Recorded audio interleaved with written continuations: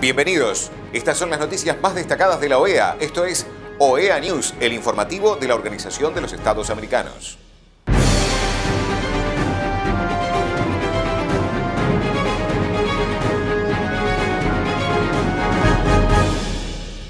Es momento de compartir los títulos de las noticias más importantes que vamos a estar brindando a ustedes.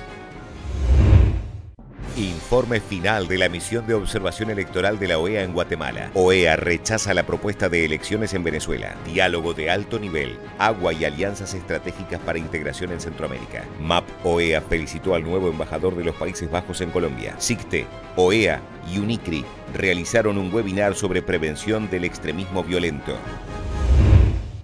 El jefe de la misión de observación electoral de la OEA en Guatemala, el expresidente de Costa Rica, Luis Guillermo Solís, presentó el informe final de la misión ante el Consejo Permanente de la OEA.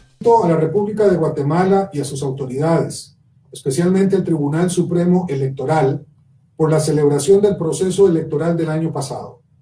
Saludo muy especialmente al señor presidente Alejandro Yamatei, quien ganó la elección con el 57.95% de los votos emitidos. Las elecciones de 2019 fueron las primeras llevadas a cabo bajo la vigencia de la reforma a la ley electoral y de partidos políticos aprobada en el 2016, la cual introdujo numerosos cambios a la normativa. Vale destacar que varias de las reformas emprendidas atendieron recomendaciones formuladas por anteriores misiones electorales de la OEA.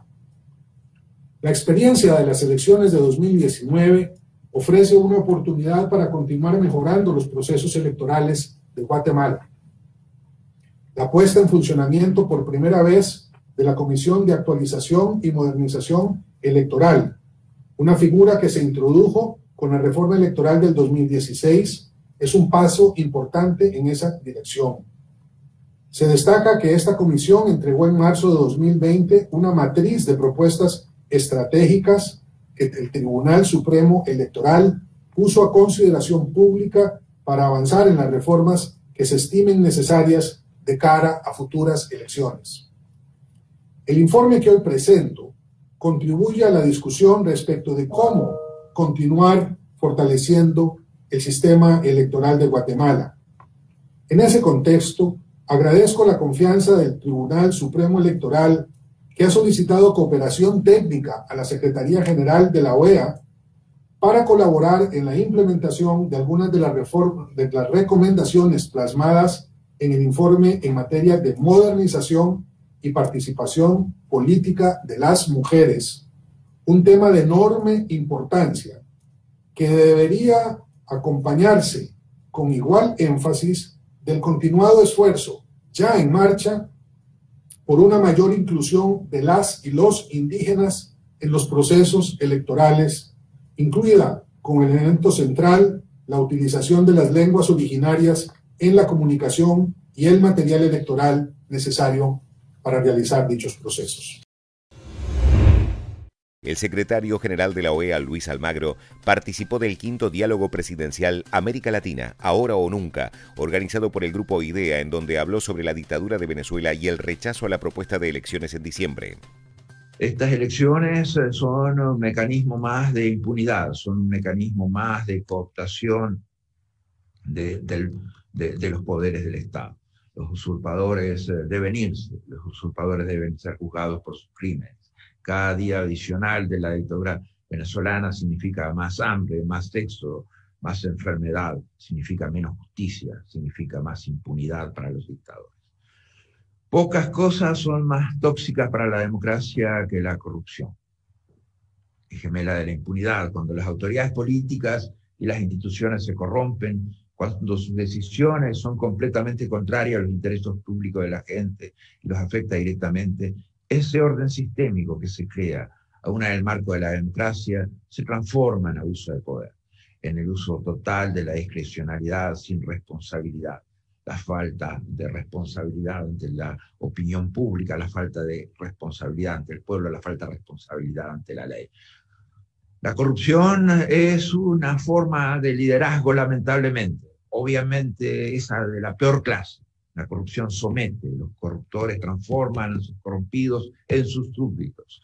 La acción de la corrupción dentro de una democracia puede conllevar alteraciones tales de su funcionamiento que termina consolidando variables autoritarias.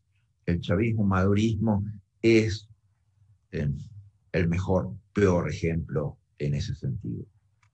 En esta área también enfrentamos desafíos de importancia. No podemos ignorar los déficits en esta materia. Corrupción y autoritarismo se refuerzan mutuamente y ello exacerba la vulneración de los derechos. Pero también son exiguas las capacidades estatales. Cuando eso ocurre, esto agrava el problema. En nuestra región, los estados a veces tienen debilidades estructurales, las instituciones tienen debilidades estructurales en su funcionamiento básico.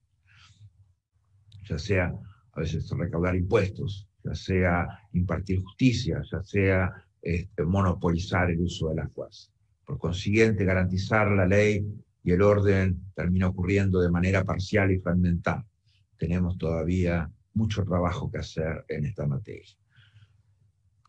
La democracia y los derechos en tiempo de pandemia nos muestran que el ciclo de expansión económica de este siglo permitió a 70 millones de personas abandonar la pobreza e incorporarse a las clases medias. En consecuencia, esas nuevas clases medias han quedado expuestas y con alta vulnerabilidad. Primero ante el cambio de ciclo de precios y luego ante la crisis profunda causada por la pandemia. Muchas de 70 millones de personas podrían volver a la pobreza. Y esto es de crucial importancia. La pobreza y la desigualdad fomentan la violencia. La pobreza y la desigualdad son definitivamente los problemas más duros, estructurales, que enfrenta la democracia. Ya presenciamos hechos de violencia política en el pasado. Y eso es algo que debemos tener muy en cuenta y debemos ser claros a la hora de neutralizar las variables de violencia en un continente naturalmente violento, en un hemisferio naturalmente violento. Pero también hemos visto que la estabilidad política se transforma en un elemento fundamental. La gobernabilidad es esencial, pero la gobernabilidad nunca puede sustentarse sobre bases de impunidad. La gobernabilidad tiene que construirse sobre los principios motores del funcionamiento y de la fortaleza institucional y también del mejor funcionamiento democrático del sistema político. Desde la Secretaría General de la OEA apoyamos la iniciativa del presidente de Costa Rica, Carlos Alvarado, para proteger la vida y reducir el impacto sobre la economía de los países en vía de desarrollo, de renta media, que deben acceder al financiamiento en condiciones excepcionales, con tasas de apoyo presupuestarias fijas y líneas de largo plazo. A tal efecto, es necesario capitalizar a las instituciones financieras multilaterales para que no solo brinden créditos, sino condiciones excepcionales, sino también fondos no reembolsables a los países en desarrollo para enfrentar la contingencia sanitaria y sus consecuencias sobre la salud de la población, las condiciones de vida de la misma y su aparato productivo. Vemos que nuestros países son permanentemente golpeados, han sido golpeados por el COVID-19 de la forma más dura. Hoy los países en Centroamérica, los países del Caribe son seriamente afectados por desastres naturales. Colombia también lo ha sido. Por lo tanto, debemos pasar de la vulnerabilidad a la resiliencia. Tenemos que generar esas instituciones fuertes que permitan las soluciones, porque eso definitivamente es lo que le permite a las personas salir de situaciones de vulnerabilidad. Eso es lo que implica que los impactos no sean más profundos y más permanentes. Debemos saber que los sistemas políticos que están sufriendo tanto en este tiempo, nuestros tejidos sociales que están sufriendo tanto en este tiempo, que debemos emerger de esta situación más democráticos y con más derechos. En consecuencia, la pandemia tampoco puede ser una excusa para alterar orden constitucionales, para alterar el funcionamiento de las libertades fundamentales. Debemos usar este momento para reforzar los valores indispensables para la vida y el desarrollo humano y asegurarnos que las personas más excluidas de nuestras sociedades no se queden afuera ni atrás. El secretario general de la OEA, Luis Almagro, en el diálogo de alto nivel Agua y Alianzas Estratégicas para la Integración en Centroamérica, expresó que el trifinio refuerza el punto que para alcanzar el desarrollo sostenible deben existir condiciones como una gobernanza sólida e inclusiva, políticas y programas de desarrollo bien diseñados y una sólida cooperación entre países y socios para el desarrollo. El secretario general del Sistema de Integración Centroamericana, Vinicio Cerezo, dijo que en Centroamérica cerca del 60% de los recursos hídricos se encuentran en cuentas compartidas por 2 o más países miembros del SICA. La naturaleza no conoce fronteras. Debemos fortalecer las soluciones regionales para la gestión, protección y administración correcta de los recursos naturales. El vicepresidente de El Salvador, Félix Ulloa, señaló que la región trinacional de Trifinio, integrada por Honduras, El Salvador y Guatemala, además de ser un modelo de gestión compartida único, cuenta con sistemas de río trinacionales, incluyendo la cuenca del río Lempa, fuente vital para El Salvador. La gerente del programa global Iniciativa 2030, Water Resources Group del Banco Mundial, Karin Krishnat, comunicó que debemos actuar más rápido si queremos alcanzar los objetivos de desarrollo sostenible y 2030 Water Resources Group tiene experiencia reuniendo actores para el trabajo colaborativamente. El enfoque analiza, convoca, transforma, promueve la colaboración basada en datos para transformar cómo se gestiona el agua y su valor para las generaciones de hoy y del mañana. El director ejecutivo y presidente del Fondo Mundial para el Medio Ambiente, Carlos Rodríguez, dijo que Centroamérica, desde las regiones más vulnerables al cambio climático, para el Fondo Mundial para el Medio Ambiente, Centroamérica es un potencial laboratorio de acción climática, donde gracias a sus ventajas de integración se pueden probar soluciones y herramientas que puedan ser compartidas con la región y el resto del mundo. El presidente y exdirector ejecutivo de Nestlé, Paul Volcker, expresó que el agua es un asunto de gestión global y de acción local. Las personas y estados deben ponerla como prioridad en sus agendas y así debe ser para el sector privado también. Su gestión debe ser liderada por los estados con la ayuda de todos, con un enfoque multiactor para la concientización y conservación. El jefe de la División de Agua y Saneamiento del Banco Interamericano de Desarrollo, Sergio Campos, dijo que Centroamérica puede crear alianzas estratégicas para manejar cuencas comunes entre sus fronteras y enfrentar como región la creciente crisis del agua. Por último, el primer designado presidencial de Honduras, Ricardo Álvarez, señaló que el trifinio puede ser la mejor muestra del modelo de la Centroamérica unida. Esta región es una zona donde se busca que el agua, sus recursos naturales y su desarrollo sean gestionadas de una manera compartida.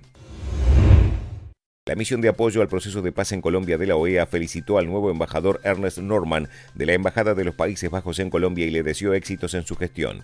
Los Países Bajos y MAP-OEA son aliados en el apoyo constante a la construcción de paz en los territorios más afectados por el conflicto armado en Colombia. El Comité Interamericano contra el Terrorismo de OEA y el Instituto Interregional de la Investigación sobre Justicia y Crimen de las Américas Unidas realizaron un webinar para la prevención del extremismo violento y las buenas prácticas sobre la participación juvenil a través del deporte, en donde hablaron sobre cómo el deporte contribuye a promover el desarrollo de los jóvenes, involucrándolos como actores claves en proyectos de prevención. La directora del Instituto Interregional de Investigación sobre Justicia y Crimen de las Naciones Unidas, UNICRI, Antonia Marie de Meo, dijo que si la desigualdad y la marginación impulsan la radicalización, el deporte hace lo contrario, conecta a los jóvenes con sus pares, y dijo que necesitamos aprender sobre cómo los deportes contribuyen a la prevención de todas las formas de extremismo violento.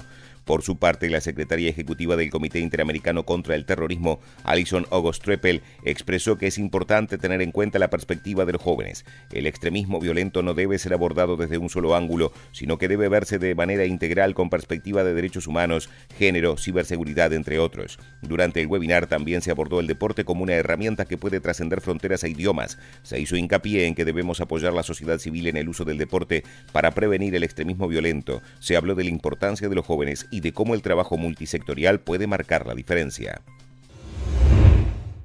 Estas han sido las noticias más relevantes de la OEA, la Organización de los Estados Americanos. Esto ha sido OEA News. Nos reencontramos en la próxima jornada.